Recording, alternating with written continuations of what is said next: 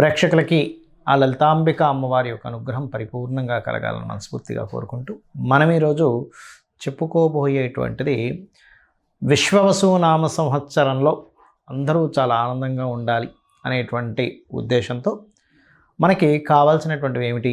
మంచి చక్కటి ఆరోగ్యం. మొట్టమొదటిగా ఆరోగ్యం కావాలంటే ప్రతి లగ్నము లేదా లగ్నం తెలియని మన రాశి వాళ్ళు ఏం చేయాలి? దాని తర్వాత ధనం మూలం ఇదం జగత్ కాబట్టి ధనం అందరికీ సమృద్ధిగా ఉండాలంటే ఏం చేయాలి? అదేవిధంగా ఒక చక్కటి గృహం కానివ్వండి, ఉద్యోగం కానివ్వండి, వ్యాపార సంబంధించినటువంటి విషయాలు కానివ్వండి, వివాహం కోసం చేసే ప్రయత్నాలు సక్సెస్ అవ్వడానికి కానివ్వండి, ఈ అంశాలు ఈ విశ్వవసునామ సంవత్సరంలో ఏ దేవీ దేవతల్ని ఆరాధిస్తే బాగుంటుంది.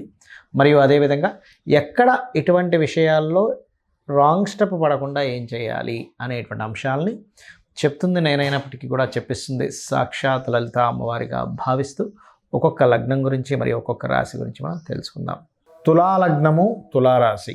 తులవారికి కనుక చూసుకున్నట్లయితే ప్రధానంగా ఇక్కడ మీకు బ్యాలెన్సింగ్ మైండ్ అంటే దేన్నైనా సరే బ్యాలెన్స్ చేసేటువంటి తత్వం 99% ఆఫ్ పీపుల్కి ఉంటుంది. తులా లగ్నంలో జన్మించినటువంటి చాలా బ్యాలెన్స్డ్గా ఉంటారు. తులా అంటేనే త్రాసు కాబట్టి. అలాగే మరొక విషయం ఏంటంటే ఇక్కడ దీంతోపాటు ధనాన్ని ఇచ్చేటువంటి కారకుడు మీకు సర్వసాధారణంగా కుజుడవుతాడు. కాకపోతే రుణ సంబంధించినటువంటి కారకులు మీ జన్మజాతకంలో గురువు అవుతాడు. అదేవిధంగా సూర్య అనుగ్రహం తగ్గినా, గురువు అనుగ్రహం తగ్గినా కూడా పాపం సంవత్సరాలు మారిపోతుంటాయి కానీ రుణాలు అలాగే ఉండిపోతుంటాయి. కాబట్టి మీకు రుణ విముక్తి కలగాలి, రుణ సంబంధించిన విషయంలో బాగా కలిసి రావాలి అంటే రుణాలు తగ్గిపోవాలి అని అనుకుంటే కనుక గురు రవి గ్రహాల దగ్గర దీపారాధన చేయండి. దీంతోపాటు మీరు ఎక్కువగా ఈ సంవత్సరం ఎట్లాగో మీకు శని కూడా 6వ స్థానంలోకి వెళ్తున్నాడు కాబట్టి మంచి చక్కటి నిర్ణయాలు తీసుకుంటారు. కాకపోతే 5వ స్థానంలో రాహు వస్తున్నందుకు కొంతవరకు ఆలోచనలు కూడా పెరుగుతూ ఉంటాయి. అయితే ఎఫర్ట్స్ కూడా కలిసి వస్తాయి చెప్పాలంటే. అయితే ఈ తులాలగ్నం వారికి మరి ఫైనాన్షియల్ గ్రోత్ ఎక్కువగా ఇచ్చేది స్కందుడు ఇస్తాడు. ఓం స్కందాయ నమః లేదా కుజగ్రహం దగ్గర దీపారాధన చేయడం కూడా మీకు రుణ విముక్తిని రుణ విముక్తి కలిగి ధనప్రాప్తిని కూడా కలిగింపజేస్తుంది. అయితే ధనప్రాప్తికి పర్టికులర్గా తులాలగ్నం వారు మాత్రం నవవిద్రుమ బింబశ్రీ న్యక్కారి రతన చదాయై నమః అద్భుతంగా పనిచేస్తుంది. అలాగే మరొక విషయం ఏంటంటే ఇక్కడ ఉద్యోగం కోసం సహజంగానే ఉద్యోగ స్థానాధిపతి చంద్రుడు అవుతాడు కాబట్టి ఎక్కువగా కళలు, ఆర్ట్ రిలేటెడ్ సంబంధించిన cinema related, TV related, food related, transporting ఇట్లాంటి వాటిలో ఎక్కువగా రాణిస్తారు. కాకపోతే మీకు చంద్రగ్రహం దగ్గర దీపారాధన చేయండి. మీరు ఎంత చంద్రగ్రహం దగ్గర దీపారాధన కనుక చేస్తే మీకు అంత బాగుంటుంది. గుర్తుపెట్టుకోండి, చంద్రగ్రహ ఆరాధన చేయడము మరియు ఓం శ్రీమాతా శ్రీ మహారాజ్ఞి శ్రీమత్ సింహాసనేశ్వరి నమః అనే నామస్మరణ చేయడం, వ్యాపార అభివృద్ధికి సూర్య నమస్కారాలు ఎక్కువగా చేయడం, ఇవి ఎక్కువగా చేస్తూ ఉండండి. ఎంత సూర్య భగవాన్ చాలామంది చూడండి వ్యాపారాలు చేస్తూ ఉంటారు కానీ అభివృద్ధి రావట్లేదు అనుకుంటుంటారు. అలాంటి వారు తులాలగ్నంలో జన్మించిన వారు సూర్య ఆరాధన ఖచ్చితంగా మీకు వ్యాపార అభివృద్ధిని ఇచ్చితీరుతుంది. కాకపోతే మీకు వ్యాపారంలో వచ్చిన ధనానికి కాస్త సూర్య భగవానుడు చూపిస్తూ స్వామి నీ వల్లే వచ్చాయనేటువంటి ఆ కృతజ్ఞతను ఆవిష్కరించుకుంటూ ఉండండి. ఖచ్చితంగా మీకు బాగుంటుంది. చాలామందికి మరి జాతకం ఉండదు అంటే వాళ్ళ డేట్ ఆఫ్ బర్త్లు, టైమ్ ఆఫ్ బర్త్లు రాయరు. కొంతమంది పెద్దవాళ్ళు రాసినవా మిస్ అవుతూ ఉంటాయి. మరి అలాంటి వాళ్ళకి రాశి తెలియదు, నక్షత్రము, లగ్నం ఏమీ తెలియదని మేమేం చేయాలి? ఒకటే గుర్తుపెట్టుకోండి. ఎందుకంటే వీళ్ళు అయోమయంలో ఉంటారు. ఏదైనా పని అవ్వకపోతే ఏళ్ళనాటి శని నడుస్తుందా, నా జాతకం తెలియదు కదా, సర్పదోషం ఉందేమో, లేకపోతే ఇంకోటి ఏదో బ్యాడ్ మహాదశ నడుస్తుందేమో అనుకుంటూ ఉంటారు. ఒకటే గుర్తుపెట్టుకోండి, మరి తెలియని వారు ఒక టెక్నిక్ పాటించి మీరు ఆ రోజుల్లో ఆ జాగ్రత్తలు తీసుకోవచ్చు. అలాగా మనకి మొత్తం వారానికి 7 రోజులు, ఆ 7 రోజుల్ని 7 గ్రహాలుగా 9 గ్రహాలుగా కూడా అనువదించుకోవచ్చు. అలాగే 7కి 9 ఎలాగా అంటే మనకి 7 వారాలకి తీసుకుంటే ఆదివారం సూర్యుడు, సోమవారం చంద్రుడు, మంగళవారం కుజుడు, బుధవారము బుధుడు, గురువారము గురువు, అదేవిధంగా శుక్రవారానికి శుక్రుడు, శనివారానికి శని. అయిపోయాయి 7 గ్రహాలు అయిపోయి ఇంకా 2 మిగిలాయి, రాహువు కేతువు. వాటిని శనివారానికి రాహువుని, మంగళవారానికి కేతువుని తీసుకొని మీ జీవితంలో కనుక కొంతమందికి చూడండి పలానా రోజులే నాకు చాలా ఇబ్బందులు వస్తున్నాయండి, ఆదివారాలు అంటారు, సోమవారాలు అంటారు, శుక్రవారం నాకు కలిసి రాలేదంటారు. ఎందుకు అంటే పర్టికులర్గా మీకు జాతకం తెలియదు కానీ మీ జన్మజాతకంలో ఆ గ్రహం బాగుండకపోయి ఉండొచ్చు. అందుకని మీరు ఏం చేస్తారు, మీకు ఏ రోజులైతే ఇబ్బందులు వస్తున్నాయో ఆ రోజులు ప్రత్యేకంగా ముఖ్యమైనటువంటి అన్ని పనులు అనట్లేదండి, నిత్యం చేసే జాబులు బిజినెస్ల గురించి మాట్లాడట్లేదు. ముఖ్యమైన ఇన్సిడెంట్ అంటే ఒక అగ్రిమెంట్ రాసుకుంటాం, లేకపోతే ఒక చూడండి కొన్నిసార్లు మనం ఎవరికైనా సరే ఏదైనా అప్పు ఇవ్వడం కానీ, అప్పు తీసుకోవడం కానీ, ఒక ఇల్లు కన్స్ట్రక్షన్ కానీ, పెళ్ళి కానీ, ఒక వ్యాపారం ప్రారంభించడం కానీ, ఒక ఉద్యోగంలో జాయిన్ అవ్వడం కానీ, మీరు చిన్నప్పటి నుంచి ఒక ఆలోచన ఉంటుంది, నాకు ఎందుకో సోమవారాలు పనికి రావట్లేదండి, లేకపోతే నాకు ఎందుకో శనివారం కలిసి రాలేదండి, నాకు ఎందుకో శుక్రవారం కలిసి రాలేదండి అంటూ ఉంటారు. ఎప్పుడు నాకు ఇలా నష్టం ఆ రోజే అయిందండి అని. అలాంటివి అవాయిడ్ చేయండి, చాలా సింపుల్.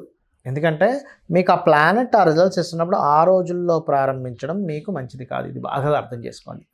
ఇక రెండవది ఏమిటంటే ఇక్కడ వీటితో పాటు మీరు చేయవలసినటువంటిది, మీ జాతకం తెలిసినా తెలియకపోయినా మీకు పుణ్యము పెరిగి ధనప్రాప్తి కలగాలి అంటే లలితా సహస్రనామాల్లో ఓం సంపత్కరీ సమారూఢ సింధుర వ్రజసేవితాయే నమః లేదా ఓం ధర్మాధ్యక్ష ధనాధ్యక్ష ధన ధాన్య వివర్ధనియే నమః చేయండి, అద్భుతంగా రిజల్ట్స్ వస్తాయి.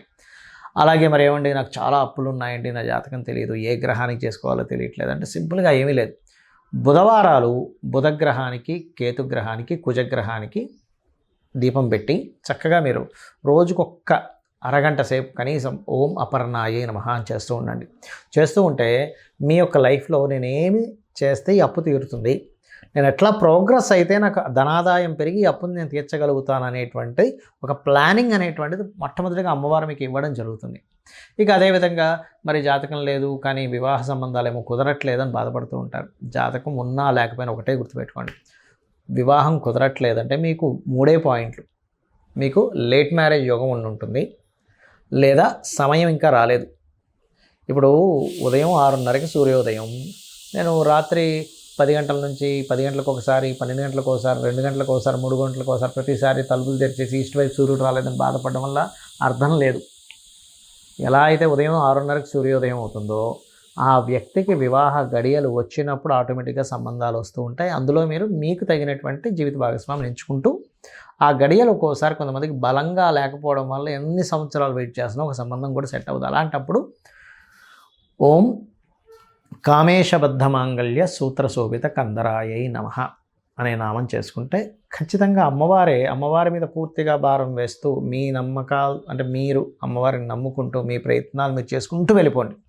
ఆటోమేటిక్గా అమ్మవారి మీకు సరైనటువంటి వరుణ్ణి చూపిస్తుంది. ఎందుకంటే మనకి దేవీ భాగవతంలో కూడా అనేక ఘట్టాల్లో అమ్మవారు స్వప్నంలోకి వచ్చి చెప్తుంది కాళిదాస్ గురించి, అతను నా భక్తుడు, నా అంశ నుంచే వస్తాడు అని.